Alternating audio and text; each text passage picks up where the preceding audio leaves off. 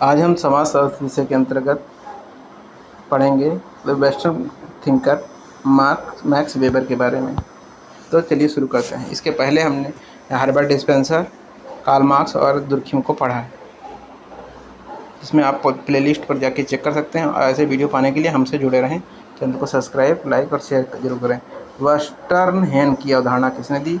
तो max weber ने दी।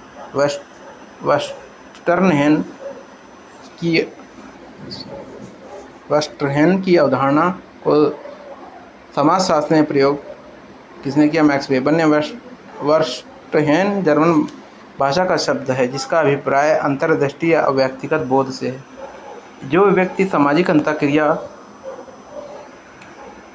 और दूसरों की भूमिकाओं का निर्वहन द्वारा प्राप्त करता है, किसी तथ्य अथवा घटना को अंतर्दृष्टि द्वारा समझने का प्रयास को कुछ सीमा तक वेस्टरहेन कहा जा सकता है। वेबर ने कहा कि यदि समाज वैज्ञानिक व्यक्तियों और समूहों के व्यवहारों का अध्ययन करना चाहते हैं तो उन्हें दूसरों की भूमिका का निर्वाह करना सीखना होगा। निम्नलिखित समाजशास्त्री में किसने वेस्टरहेन विवेचनात्मक सूझ को सामाजिक घटनाओं के विवेचन हेतु विकसित किया? तो मैक्स वेबर ने विकसित किया। निम्नलिखित में किसने बाजार और संपत्ति की स्थिति के रूप में सामाजिक वर्गों का विश्लेषण किया? तो मैक्स वेबर ने किया। बाजार और संपत्ति की स्थिति के रूप में सामाजिक वर्गों का विश्लेषण मैक्स वेबर ने किया। वेबर ने वर्ग की व्याख्या निम्न 3 तथ्यों पर आधारित है: जीवन के अवसर, आर्थिक हेतु और बाजार की दशाएं। क्या है? जीवन के अवसर, आर्थिक हेतु और बाजार की दशाएं। अवसर से वेबर के तात्पर्य इस तथ्य से है कि वस्तुएं बाजार में उपलब्ध हैं। जो सेवाएं समाज में पाई जाती हैं उनका लाभ कोई व्यक्ति ले सकता है अथवा नहीं। वह कारक जो वर्ग को बनाता है निश्चित रूप से उसका आर्थिक हेतु है। वर्ग को निश्चित और विशिष्ट स्थितियों के निर्णय बाजार ही करते हैं। बाजार की दशाओं के बारे में वेबर का कहना है कि बाजार में मुद्रा के बदले वस्तुओं को बदलने का सभी अवसर उपलब्ध होते हैं। इस प्रकार जहां एक और बाजार वर्ग की स्थिति का भाग है, वहीं वर्ग का निर्धारण बाजार की प्रतिकर्ता का जो अभिस्थापन है, रुझान है, उसके द्वारा निश्चित होता है। आवाज़ किसकी ऑर्केस्ट्रा? किसने कहा वास्तव में व्यक्ति की वर्ग स्थिति है उसकी बाजार स्थिति है? तो कार्ल मार्क्स ने कहा।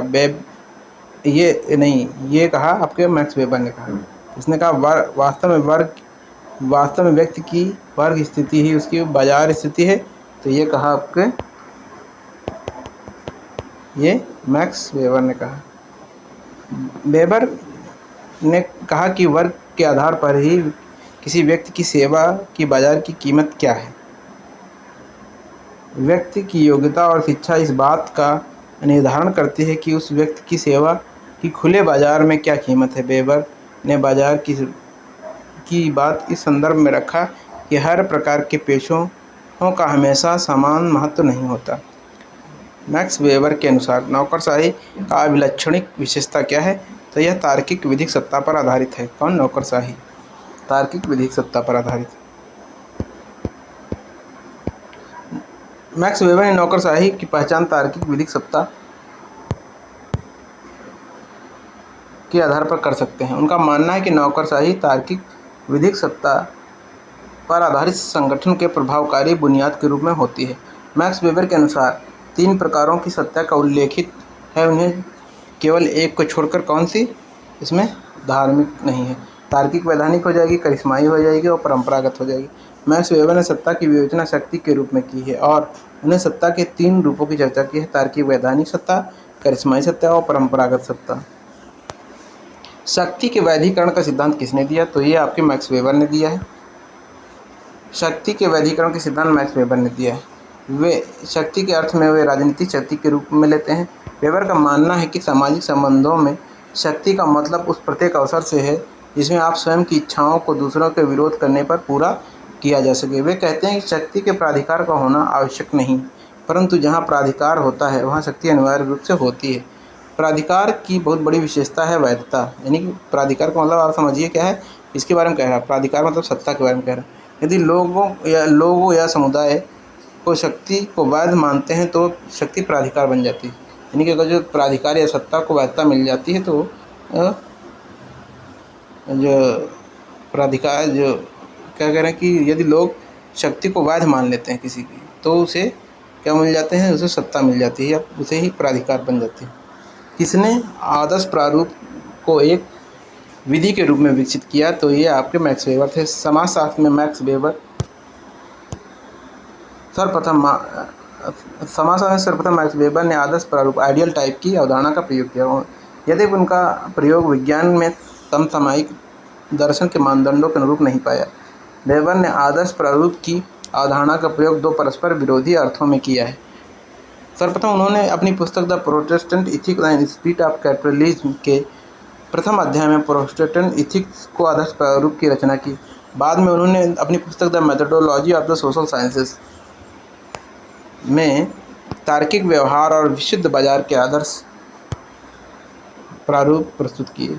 एक पद्धति शास्त्रीय उपकरण के रूप में इसका प्रयोग दो या अधिक सामाजिक घटनाओं का तुलनात्मक विश्लेषण के लिए किया जाता है। वेबर ने कर्मचारी तंत्र या नौकरशाही संगठन और रेडफील्ड ने लोक समाज फोक सोसाइटी के अध्ययन में इसका प्रयोग किया। किसका प्रयोग किया? तो आदर्श प्रारूप। ठीक है, अब देखिए क्या है, निम्नलिखित किसने आदर्श प्रारूप को एक विधि के रूप में माना? तो ये मैक्स वेबर ने। समाजशास्त्र में पद्धति शास्त्र में आदर्श प्रारूप की अवधारणा किसने विकसित किया? तो ये विकसित किया वेबर ने। नौकरशाही में आदर्श प्रारूप किसने प्रस्तुत किया? तो ये वेबर थे आपके मैक्स वेबर ने। सामाजिक क्रिया कितने प्रकार बताए? ये 4 प्रकार के बताए। वेबर ने कहा कि समाजशास्त्र सामाजिक क्रियाओं का अध्ययन है। Society is a study of social action. उन्होंने सामाजिक क्रिया के 4 प्रकारों को लेकर बौद्धिक तार्किक सामाजिक क्रिया, मूल्यात्मक सामाजिक क्रिया, भावात्मक सामाजिक क्रिया और परंपरागत सामाजिक क्रिया। कौन कौन से? बौद्धिक तार्किक सामाजिक क्रिया, मूल्यात्मक सामाजिक क्रिया, भावात्मक सामाजिक क्रिया और परंपरागत सामाजिक क्रिया। वेबर के अनुसार निम्नलिखित में कौन सा सामाजिक क्रिया का प्रकार नहीं है? कौन सा नहीं? अंतःक्रिया। भावात्मक क्रिया है, तार्किक क्रिया है, परंपरागत क्रिया है। और एक इसमें बची कौन सी थी? इसमें बची थी आपकी मूल्यात्मक सामाजिक क्रिया। किस विचारक ने धर्म के संबंध में पूंजीवादी व्यवस्था के उद्भव को जोड़ा है? वेबर ने जोड़ा है। मैक्स वेबर ने अपनी पुस्तक the Protestant ethics and the spirit of capitalism में यह साबित किया कि पाश्चात्य देशों में पूंजीवादी व्यवस्था के विकास में प्रोटेस्टेंट आचार संहिता की बहुत बड़ी भूमिका रही है। मैक्स वेबर ने दुनिया के 6 बड़े धर्मों का अध्ययन किया। वे हैं हिंदू, बौद्ध, ईसाई, इस्लाम, कन्फ्यूशियस और यहूदी। उन्होंने बताया कि सामाजिक घटनाओं, सामाजिक जीवन और सामाजिक संगठन और आर्थिक व्यवस्था के निर्धारण में धर्म की भूमिका सबसे अधिक रही है। उत्तर प्रदेश माध्यमिक शिक्षा बोर्ड ने अपनी प्रारंभिक कुछ में इसका विकल्प बी माना था, जबकि संशोधित उत्तर कुंजी ने ए को सही माना। आगे देखिए, निम्नलिखित में किसने पूंजीवाद के विकास में प्रोटेस्टेंट धर्म की इच्छाओं को जोड़ा? तो वेबर ने जोड़ा। वेबर ने धर्म के समाजशास्त्र के सिद्धांत के अंतर्गत विश्व को कितने धर्मों को चुना? 6 धर्मों को चुना। देखिए, निम्नलिखित में किसने तार्किकता के 4 प्रकारों की विशेषता की बताई है? तो ये आपके मैक्स वेबर है। मैक्स वेबर ने अपने विचारों को अभिव्यक्त करने का माध्यम क्या था? यह था अर्थशास्त्र एवं समाज। मैक्स वेबर ने अपने विचारों को अभिव्यक्त करने के माध्यम में अर्थव्यवस्था और समाज, इकोनॉमी एंड सोसाइटी था। वेबर ने कहा किसी भी व्यक्ति का उत्पादन के साधनों या संपत्ति पर कितना नियंत्रण है, मात्रा इसी आधार पर ही वर्ग निर्धारित नहीं होता। कोई व्यक्ति किसी वर्ग में श्रेणीबद्ध होगा, इस बात पर निर्भर करता है कि खुले बाजार में उसकी योग्यता और सेवा की कीमत क्या है। किसके अनुसार? अधिकारी तंत्र एक ऐसी प्रशासनिक व्यवस्था है जिसमें सत्ता के सोपान पाए जाते हैं, जिसमें प्रशिक्षित वेतनभोगी विशेषज्ञों को असामान्य मूर्त और स्पष्ट रूप से परिभाषित नियमों के अनुसार कार्य करना पड़ता है। तो ये वेबर ने कहा। समाजशास्त्र में अधिकारी तंत्र की अवधारणा स्थापित करने का श्रेय मुख्य रूप से मैक्स वेबर को जाता है, जिसने अधिकारी तंत्र का एक आदर्श प्रारूप के रूप में समझने का प्रयास किया। उसने अधिकारी तंत्र को दो रूप में परिभाषित किया। वैधानिक सत्ता के रूप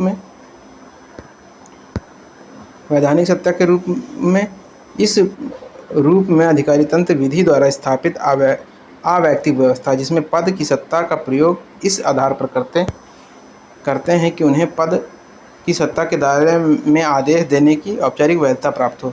संगठन के रूप में, इस रूप में अधिकारी तंत्र एक सोपान संगठन जिसकी रचना बौद्धिक ढंग से व्यक्तियों के कार्यों के लिए की गई है, जो वृहद स्तर प्रशासनिक दायित्वों और संगठनों और लक्ष्यों की प्राप्ति में लगे हैं। इस प्रकार स्पष्ट है कि वेबर के अनुसार अधिकारी तंत्र एक ऐसी प्रशासनिक व्यवस्था है जिसमें सत्ता के सोपान पाए जाते हैं, जिनमें प्रशिक्षित वेतनभोगी विशेषज्ञों को अमूर्त और स्पष्ट रूप से परिभाषित नियमों के अनुसार कार्य करना पड़ता है। अधिकारी तंत्र से किन मूल्यों का ह्रास होता है? तो परंपरागत मूल्यों का ह्रास होता है अधिकारी तंत्र। वेबर ने प्राधिकारों को 3 रूप में परिभाषित किया: पारंपरिक प्राधिकार, करिश्माई प्राधिकार, कानूनी तार्किक प्राधिकार। कानूनी तार्किक प्राधिकार के तहत प्रशासनिक वर्ग स्टाफ नौकरशाह होता है। इसमें आज्ञाकारिता प्राधिकार का आह्वान होता है। आज्ञाकारिता प्राधिकार स्वामी के प्रति नहीं, बल्कि उस अवैयक्तिक व्यवस्था के प्रति है जिसमें उसे प्राधिकार के पद पर बैठाया है। इस व्यवस्था में परंपरागत मूल्यों का ह्रास होता है। प्रभुता का क्या अर्थ होता है? तो इसमें प्रशासक का होना, शासित होने के लिए समूह का होना, शक्तियों के शासकों के आदेशों की वस्तुगत स्वीकृति।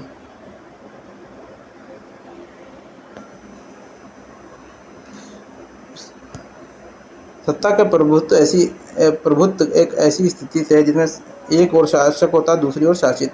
शासक एक समूह भी हो सकता है, लेकिन शासन करने वाला समूह आकार में छोटा होता है। शासित वे लोग हैं जो स्वामी के आदेशों का पालन करते हैं। जहाँ प्रभुत्व होता है, वहीं उनमें शक्ति और समावेश अनिवार्य रूप से समाहित रहता है। प्रभुत्व में मालिक के आदेशों का अधिकार होता है।